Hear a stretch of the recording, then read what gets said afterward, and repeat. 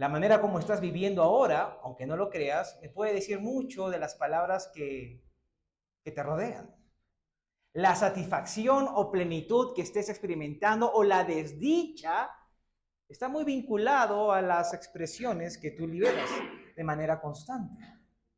Entonces, cuestionémonos y preguntémonos y digamos, ¿cómo hablo en mi casa? ¿Cómo son mis expresiones con mis seres queridos? ¿Qué palabras son las que más fluyen? ¿Palabras de gratitud, de bendición o de queja, de malestar, de crítica, de chisme? Todo esto, escucha esto, va a determinar la calidad de tu vida. Si hoy día tú dices, mi hogar es flores. Cuando llego a mi casa hay una paz. Es armoniosa mi hogar. Hoy puedo decir que sin querer queriendo, o quizás más queriendo, has tenido cuidado en la manera como tú hablas. Pero si tú dices, no, mi hogar, la dinámica es muy tensa, siempre hay discusiones, hay peleas, hay conflictos, no nos llevamos bien, yo podría decirte, pues la manera de hablar tiene también mucho que ver. Y la palabra de Dios nos quiere enseñar. Dios en su sabiduría quiere modificar no solo el estado de nuestra alma, Él quiere tenernos en su presencia, es verdad, pero quiere que en esta vida nosotros pasemos por un proceso de santificación, donde Él no nos deja como nos encontró, por si acaso. Él quiere que tú cada vez desarrolles más el carácter de Cristo. Y déjame contarte una historia que probablemente ya habré compartido acá, pero siempre es bueno recordarla. Hace varios años atrás, quizás 10 o 15 años atrás, yo estaba predicando en Semana Santa, día central, uno de los días más importantes de un cristiano en su calendario. No es el mundial, más importante que el mundial, es Semana Santa para el creyente. Y elegí el tema de la multiplicación de panes y peces. Y en ese tiempo, Tefi se ríe porque sabe hacia dónde estoy yendo yo. Ella estuvo ahí cuando sucedió esta situación. Y bueno, hace 15 años yo sí era quizás un poquito más expresivo en lo que decía. Pero ahí, el ser tan expresivo me jugó una mala pasada. Y cuando me toca decir que Jesús multiplicó los panes, en vez de usar la letra A, usé la letra E. Ya no son panes, era la multiplicación de otra cosa. Y yo todo emocionado y digo esto y cuando me doy cuenta ya era muy tarde. Definitivamente la congregación se echó a reír y no se calmaban y hasta yo, por favor, cálmense, les decía, porque no podía continuar. Y era justo en Domingo de Resurrección, donde la iglesia está llena de invitados. Bueno, algunos hicieron chacota, otros me bullearon después del servicio, pero salió una hermanita. Salió una hermanita molesta, porque ya anteriormente me había indicado que yo era muy expresivo, a veces con mis enseñanzas y sermones, y me dijo lo siguiente. No fue con gracia, no fue ni alegre, no fue broma. Ella me dijo, ¿sabes qué, pastor? Quizás el predicar no es lo suyo. Hasta ese momento, yo lo había tomado deportivamente.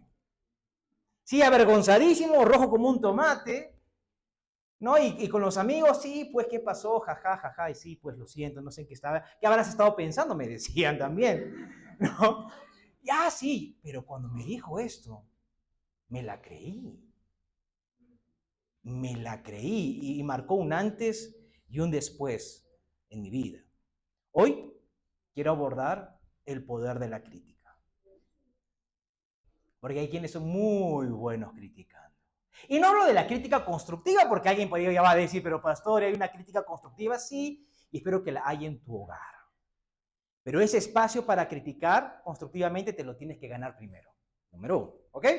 Pero no hablaremos de esto, hablaremos del otro tipo de crítica, la que hiere, la que uno no mide, la que suelta su opinión sin medir las consecuencias de lo que dice y cuando lo dijo, y es muy, muy tarde.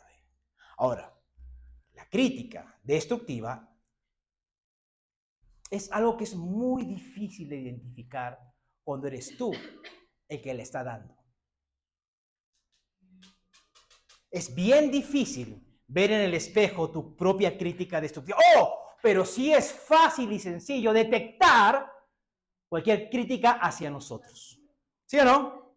No nos gustan que nos señalen alguito minúsculo. Nos erizamos como gatos. No nos gusta. ¿Cómo te atreves? ¿Quién eres tú ¿Qué te has creído? Decimos. Porque es muy fácil identificar cuando alguien emite una crítica hacia nosotros. Pero, oh, qué difícil es darnos cuenta cuando constantemente y diariamente estás criticando. Te lo pueden decir y no te la crees. Lo estás haciendo. Y eso está destruyendo. Ahora, con esa introducción, vamos a abrir la palabra. Saquemos las Biblias. ¿Todos han traído la Biblia? ¿Sí? Perfecto. Vamos a ir a la epístola de Pablo, a Gálatas. ¿Sí? Epístola de Pablo a los Gálatas, en el capítulo 5, verso 14. Y acá vamos a remarcar un principio muy conocido en la Biblia, lo habrás escuchado muchas veces, y acá Pablo lo vuelve a citar. Y este es maravilloso, y hasta hay stickers de esto, filosofías en torno a este principio, pero olvidamos el contexto del principio. Pues toda la ley puede resumirse en un solo mandato. O sea, todo esto se puede resumir en un solo mandato, dice Pablo. ¿Cuál es? Ama a tu prójimo como a ti mismo. ¡Qué lindo! ¡Qué hermoso! Claro que sí, hay que amarnos. De eso se trata la vida cristiana. Y hasta ahí todo bien chévere. Pero sigamos leyendo. Pero si están siempre, y todos juntos decimos, ¿qué cosa? Mordiéndose y devorándose unos a otros, tengan cuidado. Corren peligro de destruirse unos a otros. Entonces podemos decir, si ahora estoy viviendo destruido, es porque durante la última temporada, la última década, nos hemos estado mordiendo unos a otros. Nos hemos estado dañando unos a otros. Nos hemos estado socavando unos a otros. Si no cuidas tus palabras críticas están destruyendo la intimidad de tu matrimonio. ¿Por qué lo siento tan alejado? ¿Por qué ella se ha alejado de mí? ¿No serán por tus palabras críticas constantes? Si tú no cuidas tus palabras y no las mides, tus críticas destructivas están lastimando y alejando a tus hijos.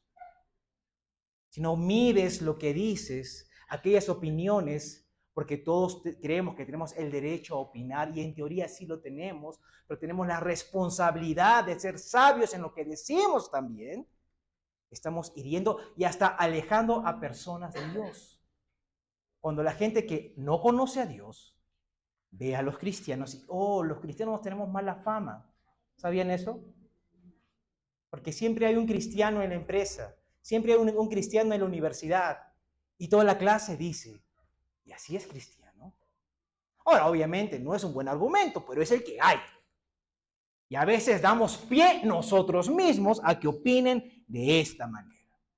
Ahora, abramos la Biblia, la palabra de Dios, y retrocedamos al libro de Proverbios. Salomón, en su sabiduría, Dios inspira a Salomón para dejarnos esta palabra, ¿ok? Vamos a leer la palabra de Dios en este momento. Esto es palabra de Dios. En Proverbios, capítulo 12, verso 18.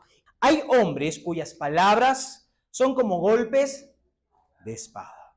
¿Qué hace una espada? Corta, hiere y mata. Dice, hay personas cuyas palabras son hirientes.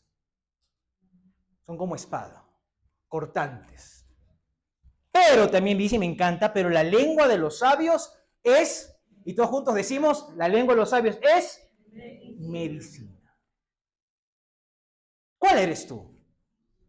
¿Tus palabras suelen curar, sanar, generan bienestar, brindan paz o generan estrés? Hacen que el cortisol suba en tus hijos. ¡Ya llegó mamá! Y se estresan, ¿no? Caminan en puntitas, ¿no? Comen en el fregadero para que no caigan migas, ¿no? Duermen en el aire para no desentender la cama. ¿Por qué se ríen algunos de ustedes? Pareciera que estos ejemplos así al azar están acá en medio de nosotros. ¿Tu presencia genera bienestar? ¿Es medicina? ¿O hiere? ¿Nuestra familia quiere escapar de nosotros o quiere estar con nosotros?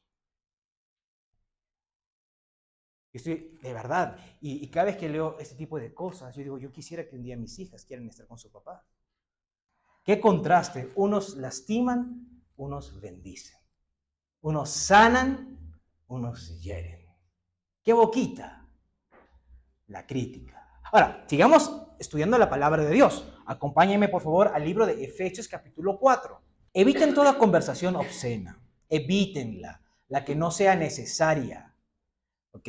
Por el contrario, que sus palabras contribuyan a la necesaria, y todos juntos decimos, edificación, construcción de las personas, y sean de bendición para quienes escuchan. No permitas que palabras destructivas salgan de tu boca. Eso no honra a Dios y no es lo que Dios quiere. Si no le pones control a lo que dices, no estamos honrando a Dios. Y no pedimos a Dios, Dios bendice mi hogar, bendice mi carrera, bendice mi negocio, bendice mi ingreso, bendice el... No puedes pedir estas cosas cuando estamos deshonrando a Dios. ¿Qué es lo que Dios más ama? ¿Qué es lo que Dios más ama? Te doy una pista. Está sentado a tu lado. A las personas. Él ama a la persona que está a tu lado. Y cuando tú hieres a la persona que está a tu lado, estás deshonrando a Dios. Porque Dios ama a esa persona. Dios los ama. Que toda palabra que salga de mi boca sea para edificar, y si no edifica, no la digo. No permitamos, porque este es un mal que hay en todas las iglesias. Y en un momento te voy a confesar por qué mi oración desde el inicio era que seamos una iglesia solo de 15 personas. Porque no quería lidiar con estas situaciones. Pero yo creo que sí es posible que maduremos y entendamos, no voy a permitir ese tipo de lenguaje en nuestras conversaciones. Si un día tú estás sentado con miembros de la iglesia, comiendo una pizza, algo, y comienzas a escuchar palabras que son no saludables y están deshonrando a alguien, por más que sea cierto lo que dicen, esa mesa no es buena. Te paras y te retiras. No voy a permitir esta conversación acá. Porque destruye. No, estamos opinando. No es así como Satanás ingresa. Nunca seas parte de conversaciones donde la honra de otra persona sea destruida. Ahora, ¿lo hemos hecho en el pasado? Yo lo he hecho en el pasado. Y me lamento. Me lamento hasta que tú mismo lo vives y lo experimentas. Y dices, no quiero que nadie viva lo que yo viví.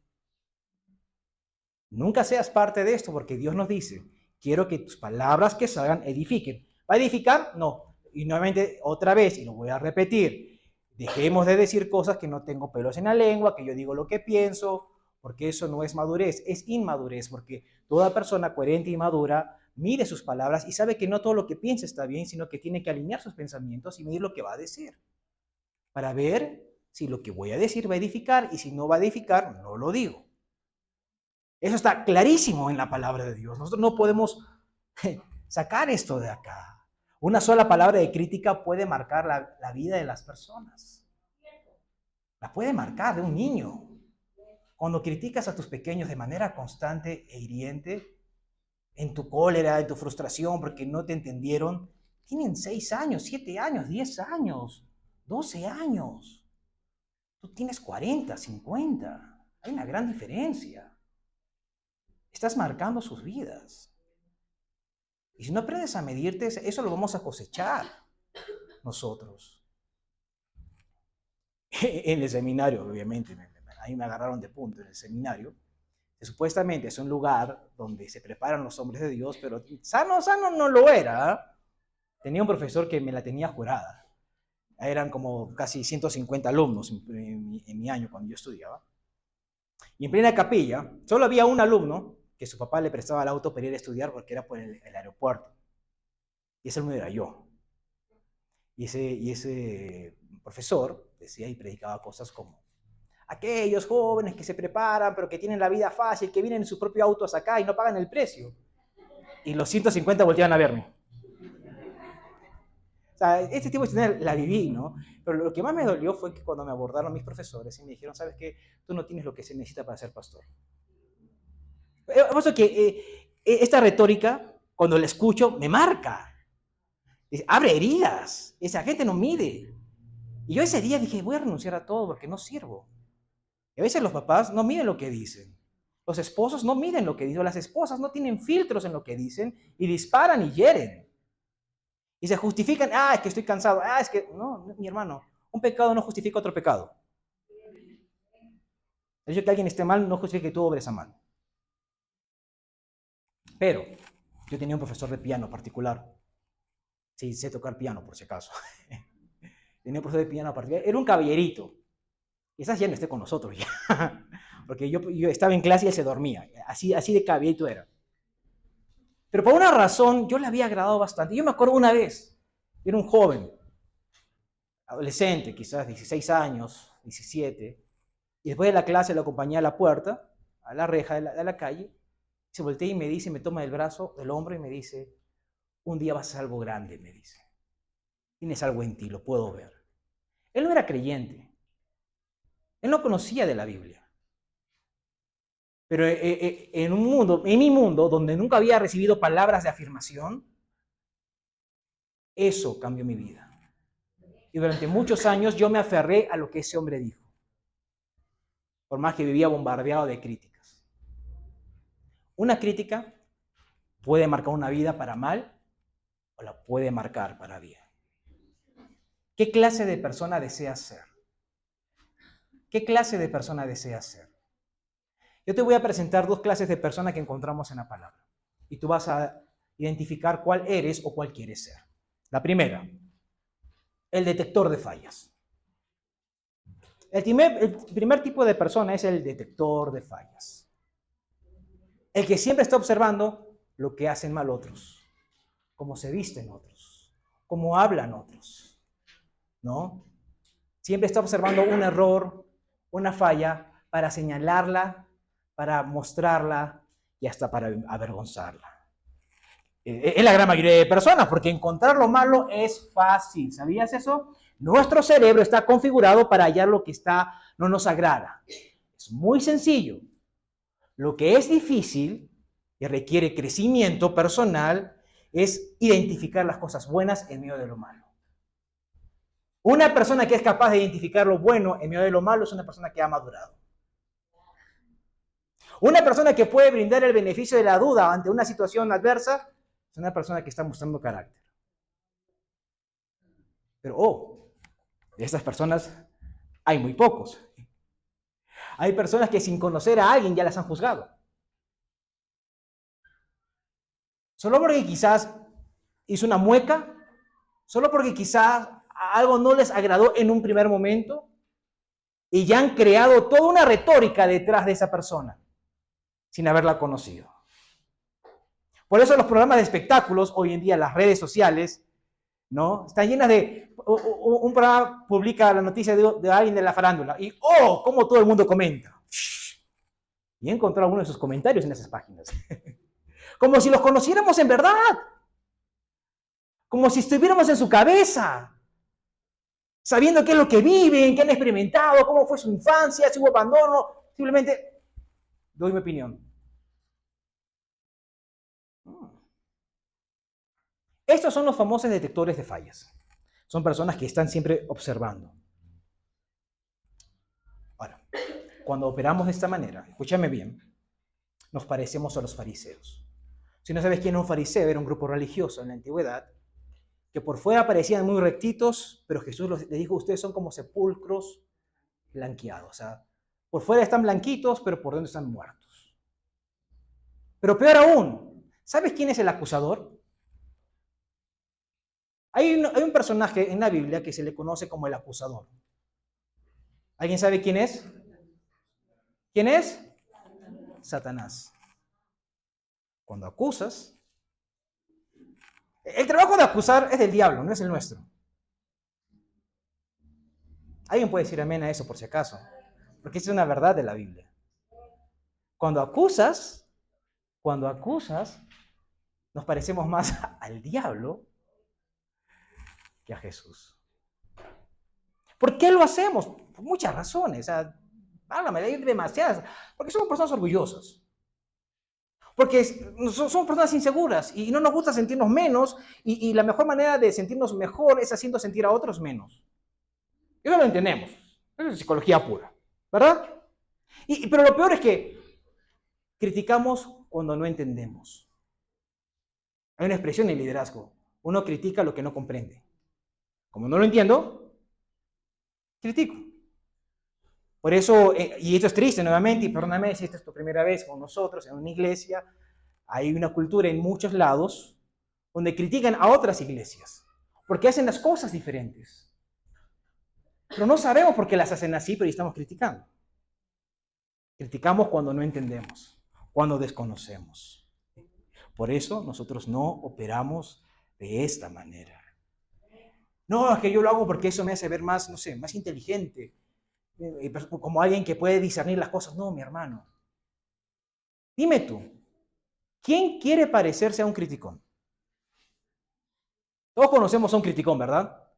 Nunca he escuchado a alguien decir, quisiera parecerme a fulano, es un criticón, bien criticona. Porque eso no es atractivo. Eso no es atractivo. No es algo que atrae, no es algo que inspira, no es algo que me da ganas de seguir. Es algo que genera reservas, es algo que genera temor, es algo que genera distancia. Proverbios 21:18 dice, y esta es palabra de Dios, y hombres, cuando lo leamos en un momento, no miren a la derecha ni a la izquierda, solo miren para el frente, van a ver para acá, ¿ok? No se atrevan a codiar a la persona que está a tu lado, tu vida corre peligro. Y ahorita vas a entender por qué, ¿ok? Hermano, no te enojes conmigo, esto es palabra de Dios, te quieres enojar con alguien, enójate con Dios, ¿ok? Proverbios 21:19 dice, es mejor vivir solo en el desierto que con una esposa que se queja y busca pleitos. Ojos acá, hombres. No volteen, no coden, no respiren. Cualquier cosa, échame la culpa a mí si quieres. La Biblia dice que es mejor a veces estar solo que con alguien que todo el tiempo está que queja y te succiona la vida, te succiona toda la poca felicidad que te queda. La Biblia es tan sabia. Yo no le quiero succionar la vida a mi esposa. No le quiero succionar la vida a mis hijas. Quiero darles vida. Quiero que cuando ellas lleguen de la universidad se puedan apoyar en su papá. Y no comparar, ¿de eso estás cansada? ¿Cuánto yo hago más? No, mi hermano. No. ¿Estás cansada, hija mía? Ven acá. Descansa conmigo. Vamos por un helado, vamos a distraernos. Demos vida y no heridas. Por eso, el primer tipo son los detectores de fallas. ¿No? El segundo tipo, los distribuidores de PVC, no, de esperanza. Lo segundo es distribuidor de esperanza. Es el que tenemos que ser nosotros. Alguien que diga, ¿sabes qué? Voy a distribuir esperanza. No crítica, no fallas. Porque ya, la persona que falla, ¿tú no crees que se ha dado cuenta? Está con vergüenza. Quizás no lo va a aceptar, pero ya se dio cuenta. Solo que no lo dice. ¿Sabes qué te va a abrir puertas a la vida de otras personas? No señalar la falla, sino señalar la esperanza. Romanos 15:13 dice la palabra de Dios, que el Dios de esperanza los llene de toda alegría. ¿El Dios de qué? De esperanza. Los llene de toda alegría. Y pasa a ustedes, que creen en Él, para que rebosen de esperanza. Pablo era alguien que señalaba la esperanza. Cuando él escribió Romanos 8, dijo, ninguna condenación hay para los que están en Cristo Jesús. No dijo, ustedes son de lo peor. No. Hey, ¿estás en Cristo? Tranqui. No hay condenación para ti. Es que, Pablo, me siento fatal por lo... Entiendo. Pero cuando estás en Cristo, cuando estás con Dios, nadie está contra ti. Pablo sabía que era esparcir esperanza. Cuando Jesús se acerca a la mujer que fue ampallada, encontrada en adulterio, ¿quiénes la trajeron a Jesús para ser apedreada? ¿Los qué? Los fariseos, los detectores de fallas. Señalaron su falla y querían apedrearla, como quizás alguna vez tú has sido, o yo he sido apedreado. La falla fue señalada, el apedreamiento fue ejecutado, pero Jesús no es acusador. Jesús la protegió, la defendió, la levantó y espantó a toda aquella persona que estaba acusándola. Y luego Jesús le pregunta a esta mujer y le dice, ¿dónde están los que te acusan? Ella se da cuenta y dice, ya no están. Pues yo tampoco te acuso. Ahora ve, pero sí, cambia tu vida, le dijo. Ya no lo vuelvas a hacer. Te perdono. Por eso el día de hoy quiero preguntarte, ¿quién eres tú? Yo soy esta mujer. Jesús me abrazó en un momento muy difícil y me levantó. Un momento en el cual yo ni siquiera me quería levantar. Y me llenó de esperanza y de gracia. Y por lo tanto eso me inspira a mí para hacer lo mismo.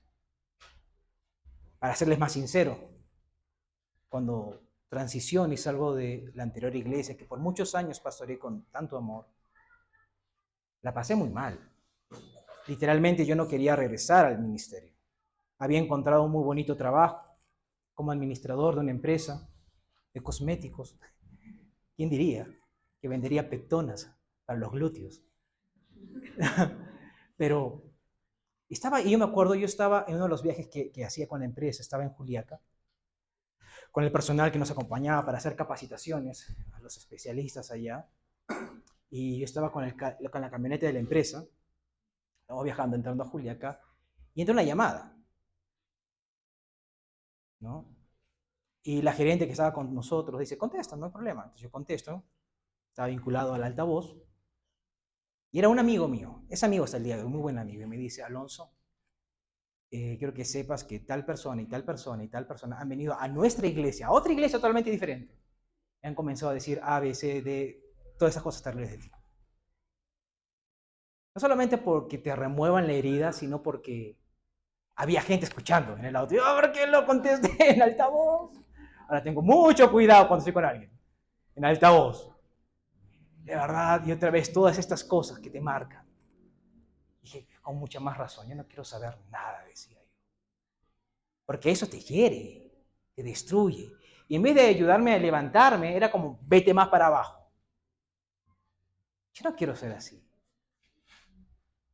Pero también tenemos personas lindas. Nunca me voy a olvidar. Hermano Oscar, hermana Mercedes. Me abrazaron como un hijo.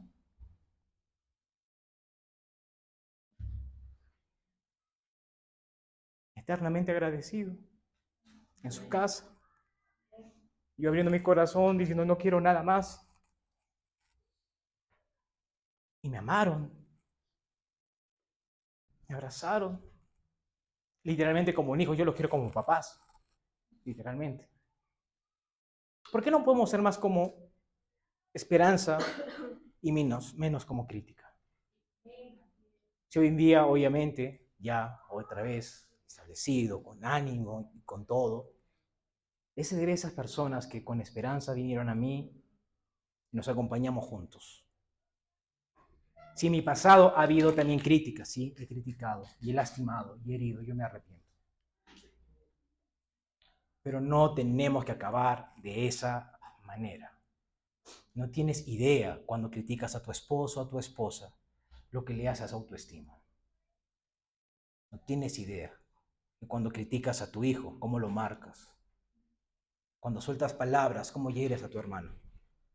No tienes idea, pero no tienes idea cuando eliges el beneficio de la duda, cómo das esperanza. Cuando eliges señalar lo bueno en alguien que está tan triste y desanimado, cómo lo reconfortas y lo alientas. Y era quizás lo que necesitaba en ese momento que estaba a punto de rendirse. Lo marcas para bien. Por eso quiero preguntar el día de hoy, ¿quién deseas ser? ¿Un detector de fallas o un distribuidor de esperanza? Vamos a orar.